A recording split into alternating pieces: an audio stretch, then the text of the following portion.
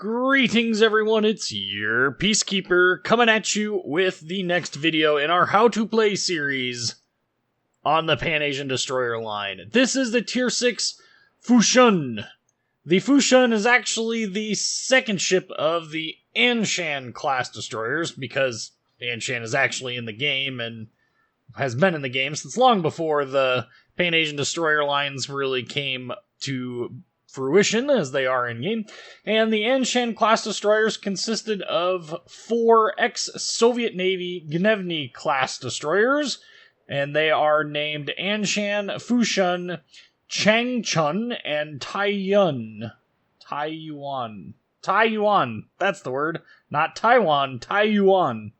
The 4 ships were transferred to the People's Liberation Army Navy in 1954 and 1955 under a trade plan in which the People's Liberation Army Navy purchased numerous Soviet ships, planes, submarines, and other weapons from the Soviet Union. The 4 Anshan-class destroyers were purchased for just 17 tons of gold, or about 19 million US dollars. That seems like a bargain. For more of the design history on the Gnevny class destroyer, go check out my video on the Gnevny class destroyer for the design history. In terms of service history, all 4 ships served in the People's Liberation Army Navy, aka the PLAN, from 1955 until the late 1980s. Fushun was scrapped in 1989, but Anshan, Changchun, and Taiyuan are all still around today. The first 2 are museum ships in China, while the third is a training ship at the Dalian Naval Academy, also in China.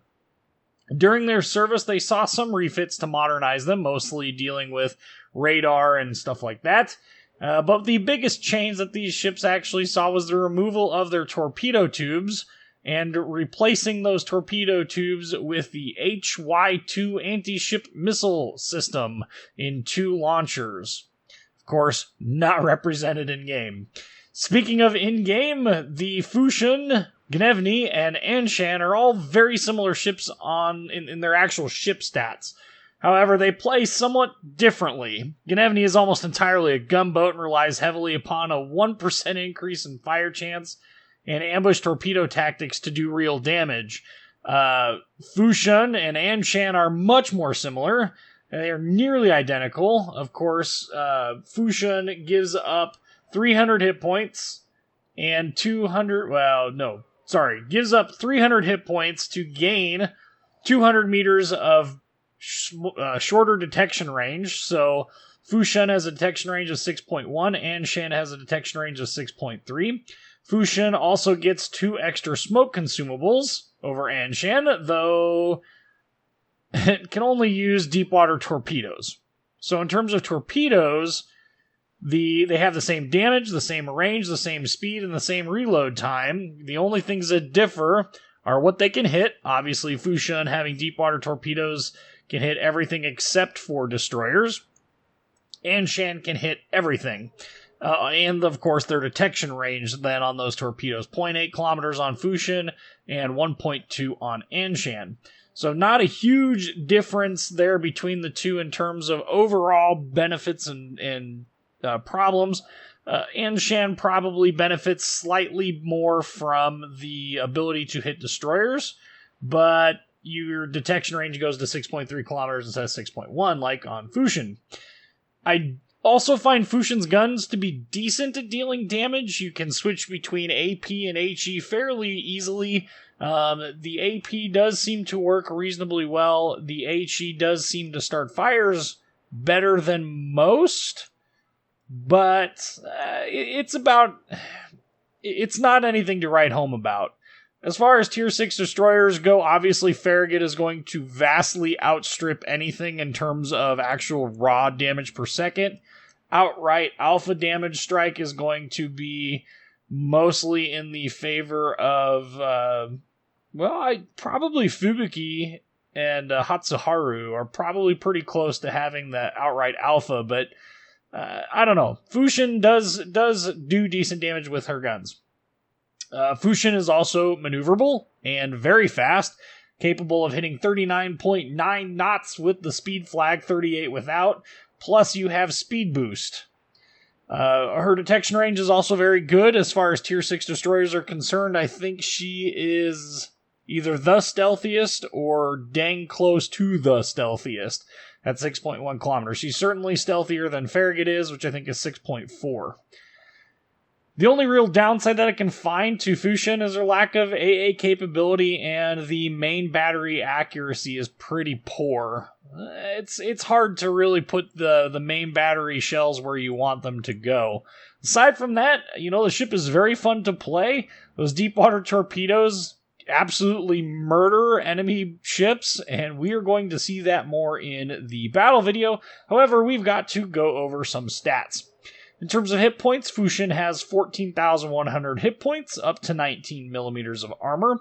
The main battery consists of 4 130mm 50 caliber M1936 She guns, 11.9 kilometer firing range, 5-second reload, 30-second 180-degree turn time, 97-meter dispersion, 1900 HE shell damage, 7% fire chance with those HE shells.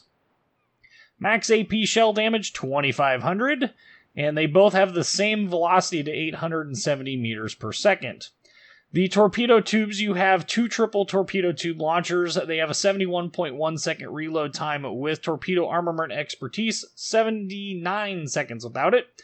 6-second 180-degree turn time, 14,400 damage, 8 kilometer range, 0.8 kilometer detection range, 60 knots. So these torpedoes are actually moving at a pretty good pace. They get to your targets reasonably quick, and they pack a little bit of a punch when they get there.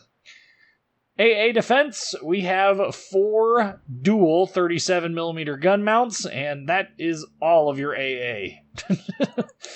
Max speed, 38 knots, 39.9 with the speed flag. 610 meter turning radius, 3.5 second rudder shift time, and a 6.1 kilometer detection range by sea, 3.2 kilometer detection range by air. In terms of upgrades, I am running Main Armaments Mod 1 in the first slot for the 20% reduction in your main battery and torpedo tubes becoming incapacitated, as well as a 50% increase in the hit points of your main battery and torpedo tubes, as well as a 20% reduction in the time it takes to repair your main gun and torpedo tubes. The only other option at this tier for this ship that I would recommend is Magazine Mod 1 for the 70% reduction in the risk of your ship's magazine being detonated. This would be a massive benefit if you are out of detonation flags. Like, I am almost out of detonation flags, so I might be switching some of my destroyers over to this until I actually get some detonation flags built up again. In the second slot, I am running Propulsion Systems Mod 1 for the 20% reduction in the chance of your engine becoming incapacitated, as well as a 20% reduction in the time it takes to repair your engines. The other option at this tier is Steering Gears Mod 1, which is basically the same thing as Propulsion Mod 1, except for your steering gears. Just comes down to which you hate losing most. Now, with Last Stand, I personally hate losing my engine. It drops your speed to like 15 to 20 knots, and you just can't get away from enemy ships that well with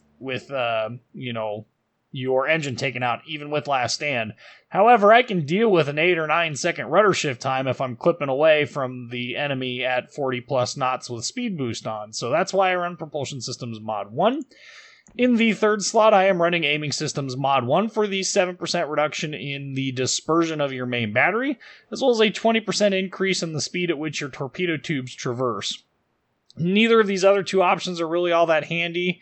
I suppose a case could be made for Main Battery Mod 2 for the increase in traverse speed of the turrets, but losing 5% to your DPS is your actual reload time. It's not a huge number, but it's enough. It just makes it just a little bit more uncomfortable. Me personally, not really a fan of that. In the third slot, I am running Propulsion Systems Mod 2, which is going to reduce the time it takes to reach full power by 50%, and it increases the engine power when the ship starts moving. So this is all within that -6 to 6 knot range, aka when you're sitting in smoke. So there is a distinct advantage to running this on the ship. The 3.5 second rudder shift time is more than workable. However, steering gears mod 2 for the 20% additional reduction in rudder shift time, I could see a good case being made for this as well.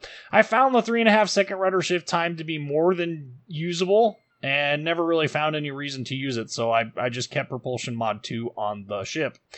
The only other thing to really talk about on this ship is the smoke. It's like all the other Pan-Asian destroyer smoke. Basically, the time it takes for your last smoke puff to dissipate and the time at which your smoke consumable comes back up is just a scant 10 seconds, which means that all you have to do is survive for 10 seconds and you can deploy smoke again.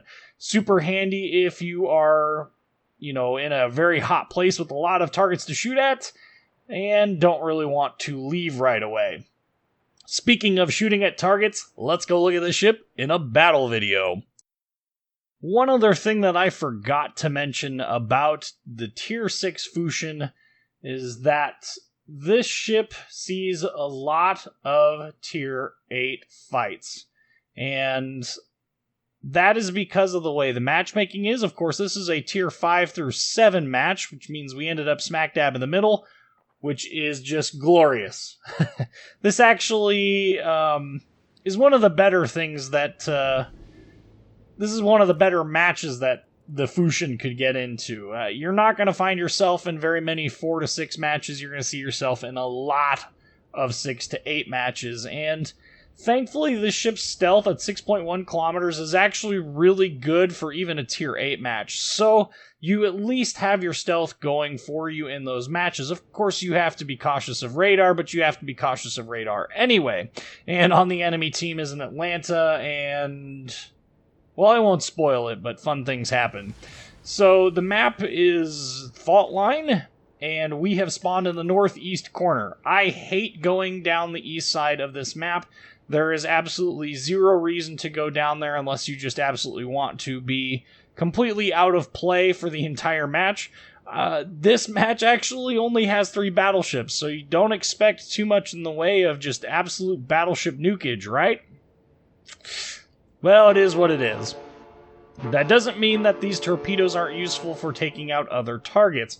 In fact, these torpedoes are exceptionally good at hunting down and destroying cruisers. Although cruisers tend to be a little bit more slippery. They're a little bit harder to hit with torpedoes, though. So you really have to catch them in kind of a compromising situation, or maybe you'll get lucky. If you run into a match like this, you will sometimes find cruiser captains that are still sailing in straight lines. Overall gun angles and torpedo angles are decent on this ship. You can bring all 4 of your guns to bear without exposing a huge amount of your broadside.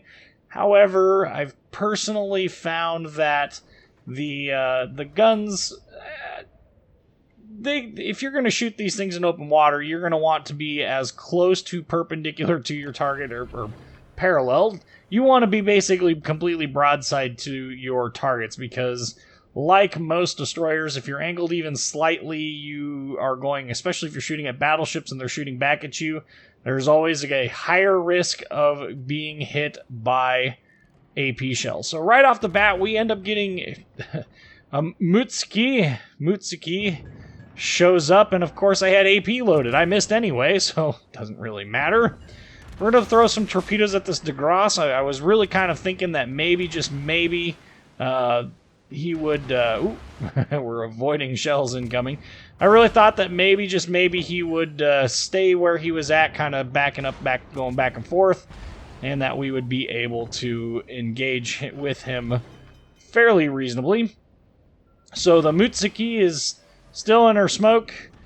I am now detected by this Pepsi Cola, who is shooting at me, doing damage. Of course, key here, don't panic, don't panic, don't panic. Seems like forever, but it does eventually go away. And look, surprise, Pensacola, just poof, half his hit points go away. Torpedoes are on their way, but that DeGrasse definitely moved on. Okay, so we've got 8-kilometer torpedoes, and this Normandy is really pushing in.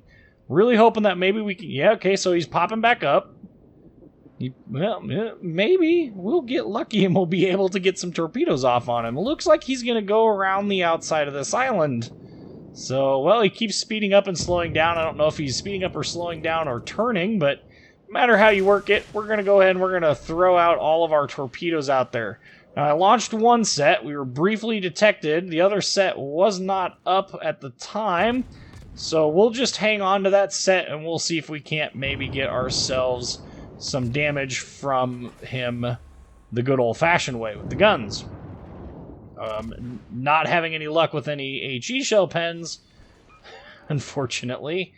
And it looks like he either saw them or just decided to turn at the last minute for some odd reason. Now, the ship's assured acquisition range in smoke after firing is like 3.7 kilometers, so launching another set of torpedoes there, hoping that he will just carry on. There's our fire. So my goal at this point in time is we're trying to get to the end of our smoke here. That way, if I do fire, he can't really see me. And it looks like we got one torpedo, but no flood. We have 11 seconds until our torpedoes are back up. There's not really anyone around that's really a threat. He's straight lining it, which is always a good sign. I'm going to back up into our smoke and just kind of let the torpedoes fly. Get back out into here. He is still straight lining it. That's 3 guaranteed torpedo hits, and at this, that's probably going to be the death of him. Yep. So down goes our first enemy, and as you can see, a dev strike to boot. So we got 4 torpedo hits on him, and then we finished him off, you know, the last 3 that hit him. And the nice part about these torpedoes is they do reload fairly quickly. At 71 seconds, they basically can be launched on cooldown at targets, and by the time another enemy really gets within range to be a real threat, you can do some fun things with them.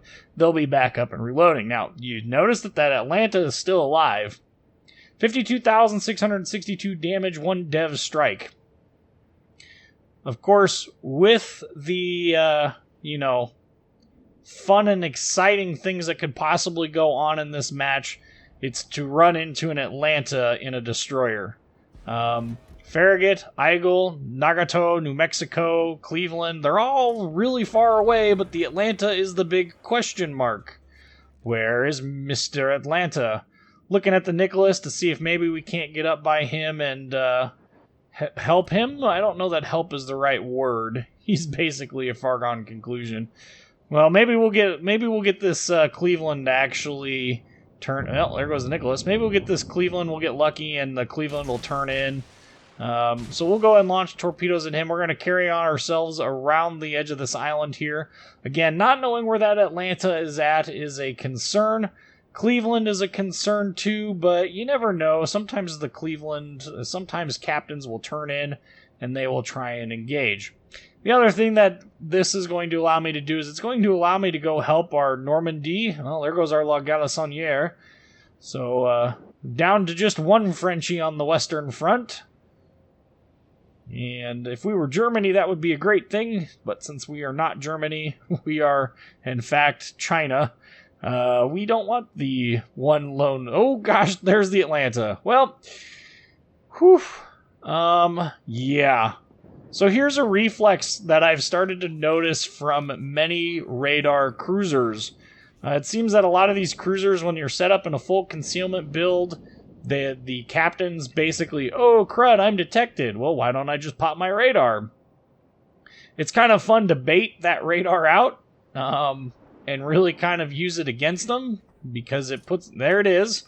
So the radar's coming out. Now, I know what I would do if I was in his shoes, and I would make my turn towards the Normandy, towards the islands there, in the hopes that I would be able to, avoid any incoming fire. And as you can see there, the radar, we are no longer in range, or the duration ran out, and his shots are now on full-on missing mode. So Atlanta, you're probably thinking to yourself, well, I thought this was supposed to be a fun and engaging engagement with the Atlanta, but I'm not done yet. What do Atlantas like to do on maps with islands? They like to camp said islands. And I am not the one spotting this Atlanta, so he has really no idea what's at stake here. Now, the Normandy, well, there's 2 of them now at our cap, and a Nagato going to back him up. But we are moving ourselves quickly into position to engage this Atlanta. And there is always a risk in engaging in Atlanta in a destroyer. And it's going to require some creative thought processes and really knowing your target. So, from my own experience in playing a U.S. cruiser, I have found that the vast majority of them will spend time going backwards, forwards, backwards, forwards, backwards, forwards. And they will do this. Nope. He's backing up.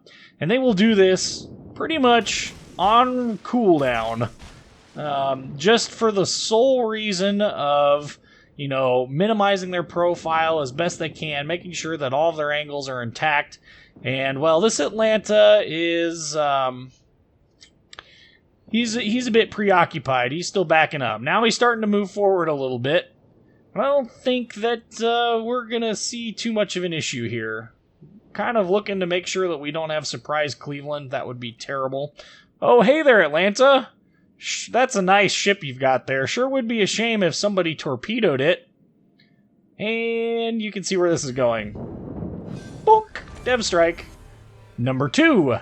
72,725 damage, and the ultimate in irony as the destroyer hunting cruiser goes down to the destroyer. That's almost as ironic, I say almost as ironic as the Akatsuki gunning down Kraken on the same map on the opposite side. So we were in the south.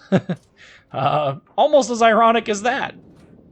Okay, so what's next? Well, we've got 2 juicy battleships and a Cleveland up here. We've got ourselves an Eagle and a Leander that are up here trying to do some work on them.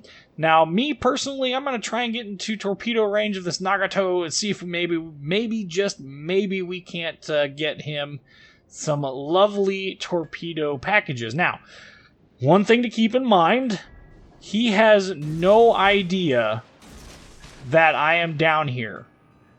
I am not interested in going anywhere near this cap to try and get closer to him, because that's one of those signs that if somebody's paying attention to, they will pick up on that very quickly, very easily, and they will go, aha, there is a destroyer in this cap. Well, we're going to pop our smoke and we're going to shoot at him anyway. At this point, I think he's heavily distracted enough, and I think we underled him. Yeah, you can see we underled him just by looking at the torpedo trails there. I doubt we'll get any. Ooh, we got a fire on him though. Burn, baby, burn. If we get any torpedoes, it's going to be like 1. However, what we could get a torpedo on is this New Mexico. So I'm going to try and back up a little bit here. See if maybe I can't get myself around. Ooh, fire's still burning though. See if maybe, just maybe, I can't get around to this New Mexico here and engage him. Doesn't look like we're going to get so lucky. No shell penetrations. That's one of the hard parts of this this whole ordeal. So at this point, I'm backing up, trying to see if I can't maybe just sneak out of the smoke just a little bit to try and catch this New Mexico. Not really working.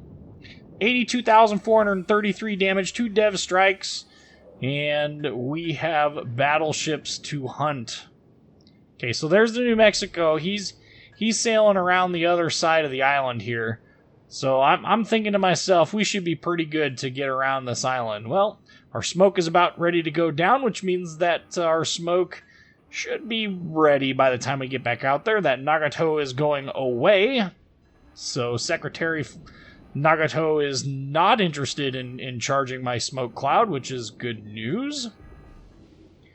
And 7 seconds until we've got smoke coming around, and we're going to jump into the cap here. And like I said, I was thinking that this New Mexico was going to run away, but surprise, New Mexico is a surprise.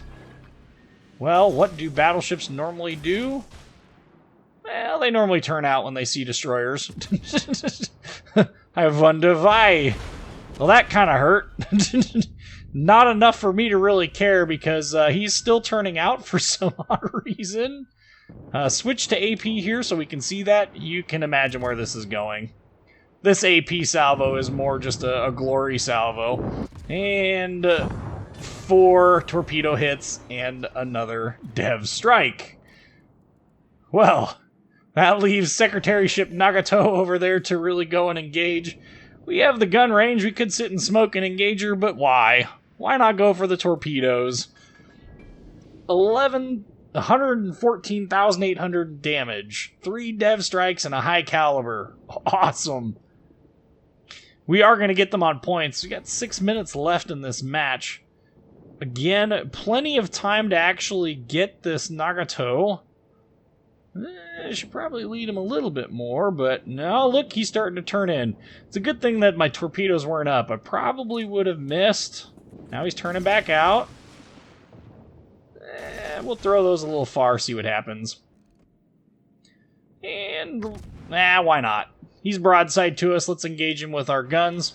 He's probably going to die before our torpedoes get there anyway. So we'll just do our best with what we can with AP shells. You can see not doing too bad of damage with it. Ooh, 2,200 on that last salvo. Alright, so Fushun overall, tactics-wise, using our smoke, we got 3 dev strikes, 119,519 damage, 3 kills, 1,865 base XP. There's the credits and XP screen. Anyway, overall, Fushun's tactics are very similar to all the other Pan-Asian destroyers. Use your concealment to get into good torpedo position. Use your smoke to gun stuff down. You'll enjoy it. Fushun's not a bad ship to play at all. Anyway, I'm your Peacekeeper. Like, comment, subscribe, and thank you for watching.